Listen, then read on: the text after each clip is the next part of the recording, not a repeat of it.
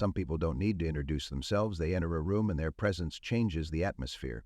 But that doesn't seem to be the case today. Jack Nicholson, famous for his charisma and inimitable grin, stands in the lobby of an elite golf club, but no one recognizes him, or rather, he doesn't want to find out. The young administrator apparently is sure that in front of him is an ordinary old man who wandered in here by mistake. "Sir, I have to ask you to leave the room." The guy's voice is cold with a hint of superiority. Nicholson slowly removes his sunglasses, revealing a squinted look that once drove millions of viewers crazy. "Just like that?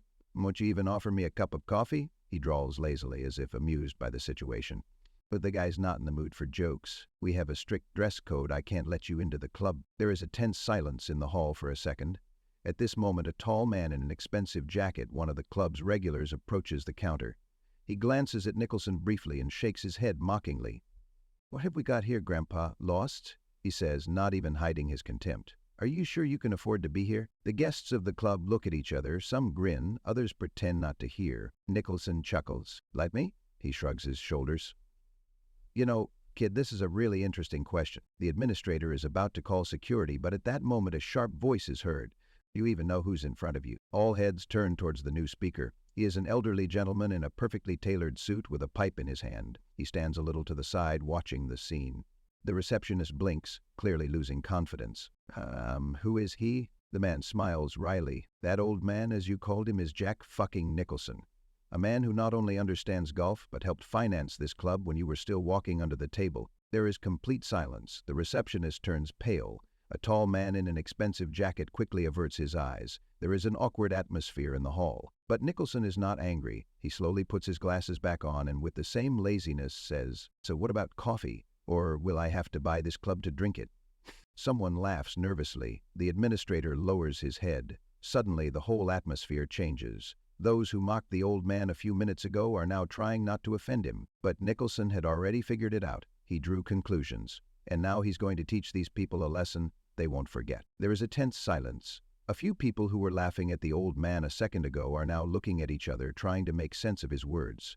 The receptionist, still not fully understanding, frowns. "Did you pay for the lawn?" he repeats, as if making sense of what he has heard. Jack Nicholson lazily runs his hand over the reception desk, as if he's bored with the whole scene. "Well, yes.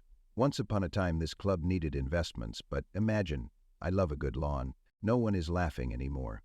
The man in the expensive polo, who a moment ago called Nicholson Grandpa, cautiously takes a step back, clutching his expensive golf club. The receptionist swallows nervously. "Are you an investor in the club?" Nicholson slowly puts his glasses back on. "What, kid, did you think I just walked in here? I see times have changed. Previously people were treated with respect here and not judged by the brand of their trousers." A soft chuckle can be heard in the audience. Someone felt embarrassed. Someone already guessed that this moment would become a legend of the club.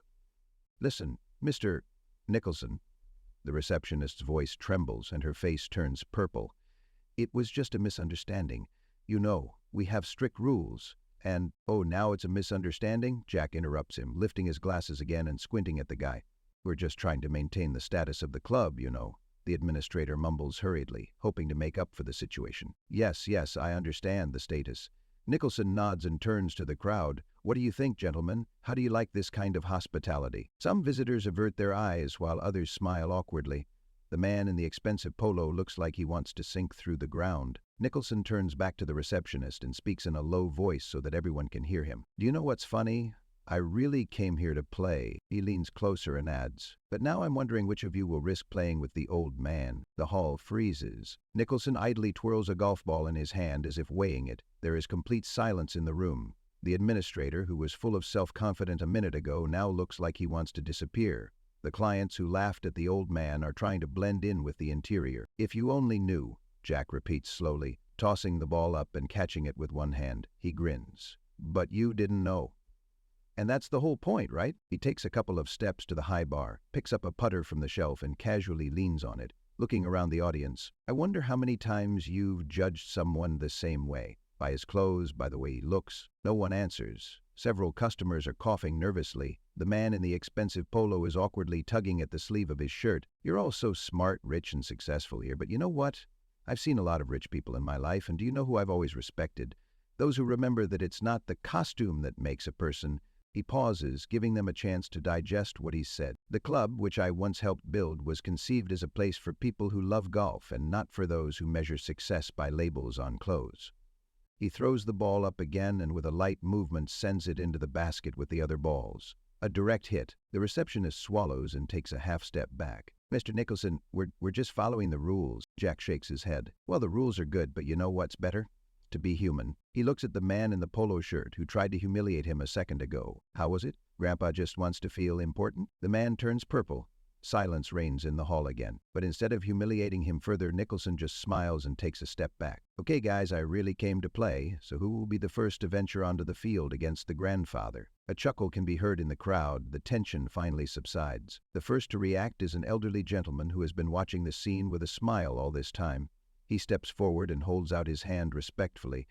I'd love to play with you, Jack. Nicholson shakes hands and with a wink picks up his club. The receptionist is still standing with a long face, but Jack ignores him. He is already on his way to the field, where he is finally being accepted the way he should have been from the very beginning.